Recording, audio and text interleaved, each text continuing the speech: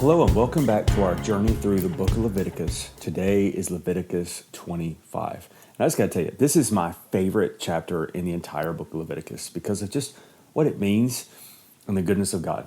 If I were to give you an overall principle for this, it would simply be God makes all things new. What we're going to look at is we're going to, don't forget this idea that this was a slave nation that God had set free. And he wants them to stay free. And he wants to teach them healthy boundaries. And so one of the things that he teaches them to do is to work hard, of course, but then he teaches them to rest hard, to take time, to really not just take time for yourself, but also take time for everything around you, to let the land rest, to let the animals rest, just to rest. And it's just beautiful to see how God gives them always a chance to return back to that center. And it's going to be great. So the first several verses, we're going to look at how every 7 years, they took an entire year off, okay? So not only do you get off once every 7 days, you take a day off once every 7 days. You have festivals throughout the year that you take off. And then for 1 year, you take a year off. You let the land rest. So in other words, on that 6th year, God is going to bless you so much so that you can rest. It's this amazing idea. And then we're going to look at the year of Jubilee, which is amazing, and how you get a chance to redeem your property. And it's just beautiful. So we're going to read through this and just imagine, once again, this slave nation who is being set free and then taught how to live well. So it's just wonderful. So if you have your Bibles, New Living Translation, chapter 25, you want to pause and get it ready. Let's read this together. It's absolutely wonderful. Here we go. Verse 1. While Moses was on Mount Sinai, the Lord said to him, "Give the following instructions to the people of Israel. When you have entered the land I am giving you, the land itself must observe a Sabbath rest before the Lord every 7th year. For 6 years you may plant your fields and prune your vineyards and harvest your crops. But during the 7th year, the land must have a Sabbath year of complete rest. It is the Lord's Sabbath. Do not plant your fields or prune your vineyards during that year. And don't store away the crops that grow on their own or gather the grapes from your unpruned vines. The land must have a year of complete rest. But you may eat whatever the land produces on its own during its Sabbath. This applies to you, your male and female servants, your hired workers, and your temporary residents who live with you. Your livestock and the wild animals in your land must also be allowed to eat what the land produces." Verse 8, this is talking about Jubilee and release.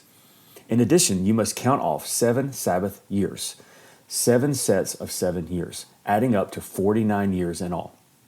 Then, on the Day of Atonement in the 50th year, blow the ram's horn loud and long throughout the land. Set this year apart as holy, a time to proclaim freedom throughout the land for all who live there. It will be a Jubilee year for you, when each of you may return to the land that belonged to you and your ancestors and return to your own clan. This 50th year will be a Jubilee year for you. During that year, you must not plant your fields or store away any of the crops that grow on their own. And don't gather the grapes from your unpruned vines. It will be a Jubilee year for you, and you must keep it holy, but you may eat whatever the land produces on its own." So pause. So what happens is that 6 years you work, you do normal, and then on the 7th year, you don't go and you don't plant. Now, if you've ever had a garden or anything like that, because of some of the grain and the seeds that fall on their own, there's going to be a crop that produces naturally. But you're going to let it be natural. And then what you're doing is you're actually re-enriching the soil. You're giving the soil a chance to rest. But then on the seventh time this happens, so on the 49th year, you have a special year. And on that year, you do the same thing, but then watch what else happens. Verse 13, "In the year of Jubilee, each of you may return to the land that belonged to your ancestors. When you make an agreement with your neighbor to buy or sell property, you must not take advantage of one another. When you buy from your neighbor, the price you pay must be based on the number of years since the last Jubilee. The seller must set the price by taking into account the number of years remaining until the next year of Jubilee. The more years until the next Jubilee, the higher the price, and the fewer the years, the lower the price. After all, the person selling the land is actually selling you a certain number of harvests. Show your fear of God by not taking advantage of each other. I am the Lord, your God. If you want to live securely in the land, follow my decrees and obey my regulations. Then the land will yield a large crop, and you will eat your fill and live securely in it. But you might ask, What will we eat during the 7th year, since we are not allowed to plant or harvest crops that year? Be assured, I will send my blessing for you in the 6th year, so the land will produce a crop large enough for 3 years. Then when you plant your fields in the 8th year, you will still be eating from the crop from the 6th year. In fact, you will still be eating from that crop when the new crop is harvested on the 9th year. Isn't that amazing? Like God's saying, I'm going to bless you so much so that you can honor me. But you got to trust me first. But if you will trust me, I will bless you. It's also an amazing thing that God says, I'm going to bless you to sustain you while you honor me. So it's also saying when I bless you, don't spend it as fast as you can. I'm blessing you for a reason. It's a powerful principle if you think about it. Here we go, verse 23. The land must never be sold on a permanent basis, for the land belongs to me. You are only foreigners and tenant farmers working for me. With every purchase of the land, you must grant the seller the right to buy it back. And if one of your fellow Israelites falls into poverty and is forced to sell some family land, then a close relative should buy it back for him. If there is no close relative to buy the land, but a person who sold it gets enough money to buy it back, he then has the right to redeem it from the one who bought it. The price of the land will be discounted according to the number of years until the next year of Jubilee. In this way, the original owner can return to the land. But if the original owner cannot afford to buy back the land, it will remain with the new owner until the next year of Jubilee.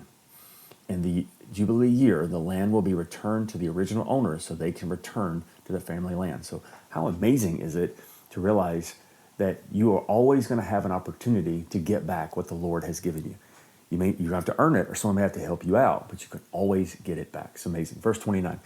Anyone who sells a house inside a walled town has the right to buy it back for a full year after its sale. During that year, the seller retains the right to buy it back. But if it is not bought back within a year, the sale of the house within the walls town cannot be reserved. It will become the permanent property of the buyer, but it will not be returned to the original owner in the year of Jubilee. But a house in a village, a settlement without fortified walls, will be treated like property in the countryside. Such a house may be bought back at any time, and it must be returned to the owner in the year of Jubilee. Levites always have the right to buy back a house they have sold within the towns allotted to them. And any property that is sold by the Levites, all houses within the Levitical towns must be returned in the year of Jubilee. After all, the houses and towns reserved for the Levites are the only property that they own in all of Israel. The open pasture land around the Levitical towns may never be sold. It is their permanent possession. Verse 35. If one of your fellow Israelites falls into poverty and cannot support himself, support him as you would a foreigner or a temporary resident and allow him to live with you. Do not charge interest or make a profit at his expense. Instead, show your fear of God by letting him live with you as your relative. Remember, do not charge interest on money you lend to him or make a profit on food you sell to him. I am the Lord your God who brought you out of the land of Egypt to give you the land of Canaan and be your God.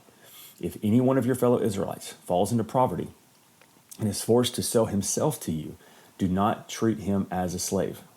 Treat him as a hired worker or as a temporary resident who lives with you, and he will serve you only until the day of Jubilee. At that time, he and his children will no longer be obligated to you. They will return to their clans and go back to their land originally allotted to their ancestors. The people of Israel are my servants, whom I brought out of the land of Egypt, so you must never be sold as slaves. Show your fear of God by not treating them harshly. However, you may purchase a male or female slave or male and female slaves from among the nations around you. You may also purchase the children of temporary residents who live among you, including those who have been born in your land. You may treat them as your property, passing them on to your children as a permanent inheritance.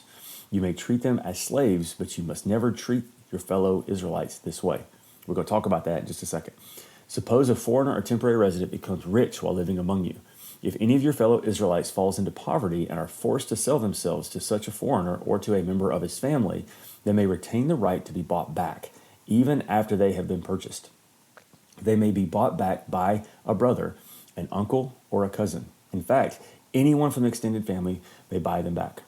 They may also be redeem themselves if they have prospered. They will negotiate their price for their freedom with the person who has bought them. The price will be based on the number of years the time sold them until the next year of Jubilee, whatever it would cost to hire a worker for that time period. If many years still remain until Jubilee, they will repay the proper portion until they received what they received when they sold themselves. If only a few years remain until the year of Jubilee, they may repay a small amount for their redemption. The foreigner must treat them as co-workers hired on a yearly basis. You must not allow a foreigner to treat any of your fellow Israelites harshly. If any Israelites have not been bought back by the year Jubilee arrives, they and their children must be set free at that time. For the people of Israel belong to me. They are my servants, whom I brought out of the land of Egypt. I am the Lord your God. Now, there's a lot of wonderful things there, but there's that one little hitch there at the end, isn't it? Where we look at that, and if we don't look at the overall context, and we also don't understand history, we could just be absolutely appalled, because he actually says, God's word actually says, hey, listen, you may purchase male and female slaves, and you may see them as your property, passing them on to your children as a permanent inheritance. You may do that if you want to. Now, our first thought is, especially if you live in the United States, is we immediately think of pre-Civil War slavery in the United States, which was horrible, cruel, and harsh. Other parts of the world like that as well. But you've got to understand from the context. First of all, he doesn't say, I want you to purchase slaves. He's saying, hey, listen, you can. If that's what you need to do, that's fine. Go ahead and do it. These are what you can do. So God is giving a prescription of what people are doing. So he's saying, if you're going to do it this way. But he's not telling them, I want you to do these things. That's the first thing. The second thing is to realize that the idea of slavery, especially in this culture, was very different than the way we see it today. Now, you can see all throughout other places. You look at the book of Exodus, and you look in the book of Deuteronomy, that there are a lot of rules set in place for master-slave relations to make sure that those who are in positions of authority do not use this as a way to exploit people. There are a lot of different things. This one that comes to the top of my mind right now is there's a place in the book of Exodus that says that if you have a slave that loses an eye, well, you must either compensate them or set them free. And so there was something very different that's happening here, even to the point that the reason why I wanted to read this first is in the last several verses, it actually says that if you get to the place to where someone who has now been enslaved to you can buy back their freedom, let them do it. So not only is there a lot of different things, but there's also a place where they're being compensated fairly for what's going on here. And so I want you to think a little bit less as the pre-Civil War South and think of it more as when you go work for a company. If you go work for a company, basically you are working for that person. You are serving the interests of the company because of what you get out of it as well. And so if you look at it in that way, you could say you are serving that company. Another word for serving is slave to that person, to that company. And sometimes maybe you feel like a slave to that company. But there's some similarities there as well. Now, it's not apples to apples, but there's a better similarity. When you see slave, you see someone who works for someone else. This is very common in the ancient world because, once again, people were just a couple of steps away from devastation. And if you didn't have anything to barter with except for a crop or a herd, and then you fell on hard times, you just starved to death. Or you could say, hey, you know what? I can't support my family, but I am a farmer. So I will come enslave myself to you. In other words, I will come work your farms so that I can eat from your produce and also get paid in that way from you. And so many times it was a wonderful thing. It was a way to support your family, to, quote, enslave yourself to someone else. So you have to be very careful that God is saying, yes, you may purchase. You don't have to do all the work yourself. You can purchase the rights to have other families work for you. You can also, it's okay if you want to hire their kids to work for you. It's okay if you want to keep them on and pass them on to the next generation. So it's more of a working relationship as well, and helping to understand the context of our time. But here's the thing I love about this, and that is that on the year of Jubilee, everyone is set free. The land is set free. God gives everybody a do-over once every 50 years. I love that about the Lord, that he says, you know what, you're mine. I have purchased you. You are my possession, and I make all things new. So no matter what mess you get yourself into, I've always got a way back. I absolutely love that. I think that is a powerful lesson for us to learn even today. Anyway, I love this chapter. I hope you enjoyed it. I hope you got something out of it. I will see you next time for Leviticus chapter 26.